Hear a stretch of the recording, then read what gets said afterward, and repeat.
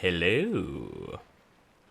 So, while I start rambling on the topic of the video, someone decided to show me their home cave, and yeah, it looks really cool. So, I'll just let you watch that while I talk. So, now on to the topic of the video. So, Path of Titans has had its problems, you know, like overtly competitive players who kind of treat this as if they're playing League of Legends or an Overwatch League tournament. Stuff like map traffic is also a problem. You know what I mean. When you can't find anyone around the map except for a specific spot, crater. A lot of people will call the mix packs, you know, giant mix packs, also a problem. I'm not too bothered about mix packing, it's more about the numbers for me. Which kind of rolls into the next part, big groups. Which is kind of all you see, especially in officials, is just, you know, big Discord groups usually. I miss the days when we used to see, like, you know, 2 or 3 man allo packs, just going out and hunting. Instead, it's usually just, you know, 4 or 5 EOs or Rexes or stuff like that. But before I get a bit too far off topic, what I want you to do, in order for me to explain to you what I care about most, is just keep a little eye on this tree. Did you see what happened? It went from super sharp all the way then to full blur, as it should do whenever you have these settings, as I did for replay mode. But this still also applies to officials and, you know, normal play as well. This right here for replay mode has been the biggest nightmare to deal with since this, you know, engine change. And look at the mountain behind it as well. The actual textures are super blurry, but yet those lines are extremely sharp. Same with this tree here. I'll be explaining what's going on in a moment, but this video is pretty much just going to be going over replay mode, because the new game engine, it made a lot of things look better, but it made, you know, it just broke a couple of things while they were implementing it. But you know the nature of the beast.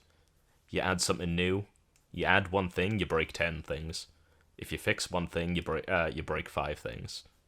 It's just like an equation. Fixage to breakage.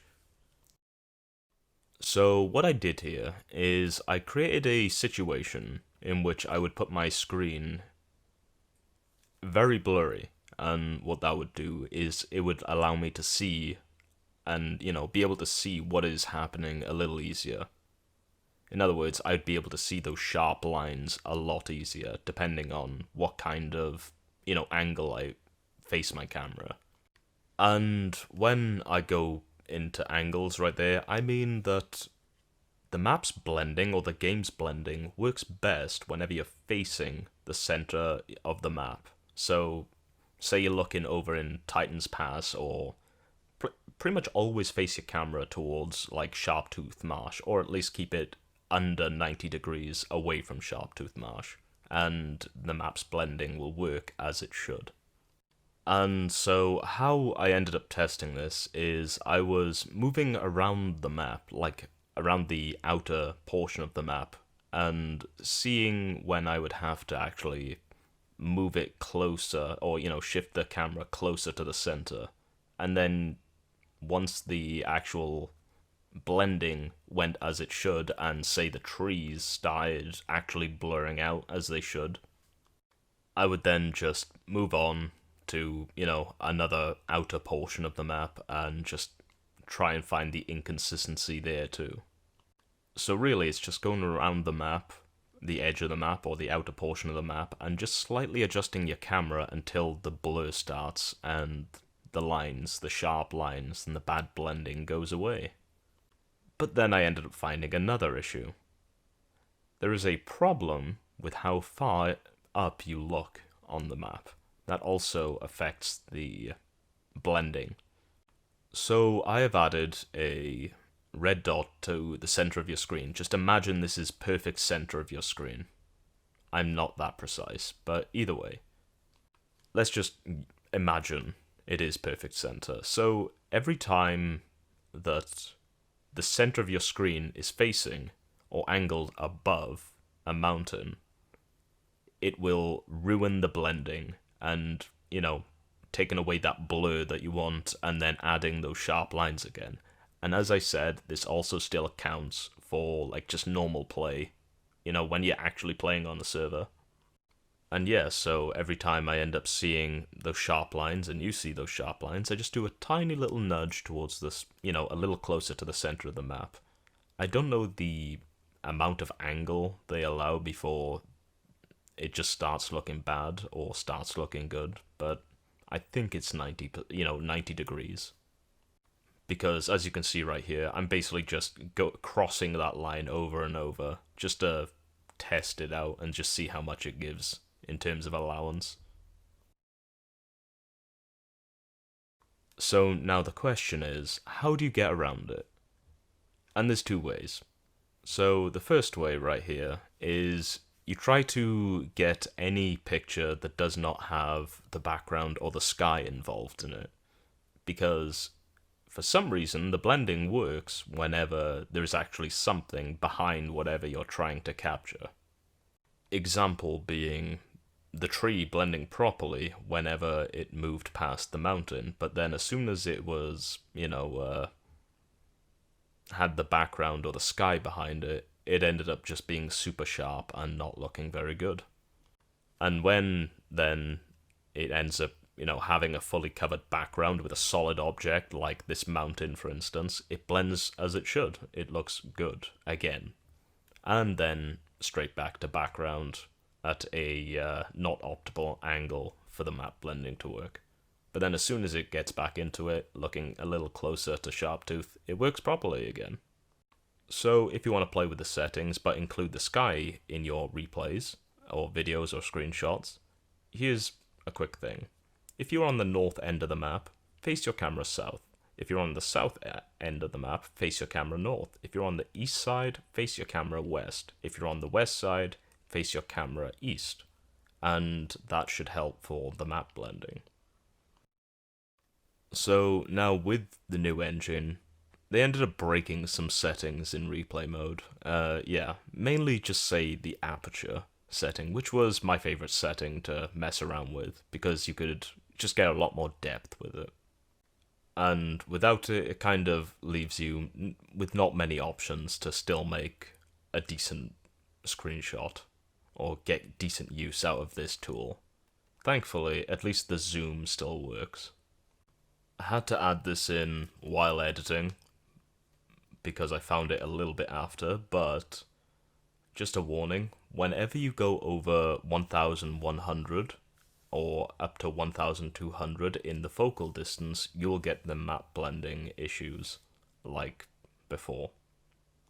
So what I used to actually get a decent, I guess, kind of screenshot or anything like that is I can only really just use the focal distance and the sensor width to actually just increase the focal distance until the thing you want in your screenshot is clear, and then you increase the sensor width until the stuff behind or around what you are trying to capture on your screen then goes blurry. Though I must, also just warn you that if you are still facing a little too far away from the center of the map and you have the sky in your camera, then it is not gonna look how you want it to. So now I'm gonna go over a bit more of the creative side, just little touches you can do here or there just to improve or just change the entire vibe of it. Say adding a little bit of chromatic aberration and doing an offset of that. It kind of makes the ramp look like it's taken some mushrooms, maybe? It's gotten into the Amanita pile of mushrooms. Or, better yet, turning down the exposure, turning the entire vibe of this picture a bit darker. Say, The Ramf maybe threatening the Thal with, it's on its back. It's got access to the Thal's spine. It's kind of threatening the Thal to go get it a trophy or something. I like it. You can make your, change the entire scene just with a different lighting, a different angle, a different setting. Yeah, you can just get really creative with it.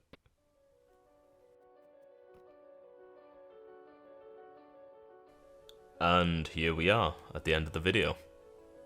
Of all the problems there are in Path of Titans, of course, I picked the most, the least important one, being replay mode, I guess. But then again, it could help for maybe map optimizations in the future, once I report it as a bug. The only other real problem then is just player behavior. Because we've all seen that it can get quite nasty in Path of Titans these days. Some people need to chill out. They get way too invested in the game or competitive or either way. So I'd say just block them and just move on with your day and enjoy playing the game as you were before. Let them get bored. Either way, I hope you all enjoyed the video and I hope you all have a lovely day. Bye.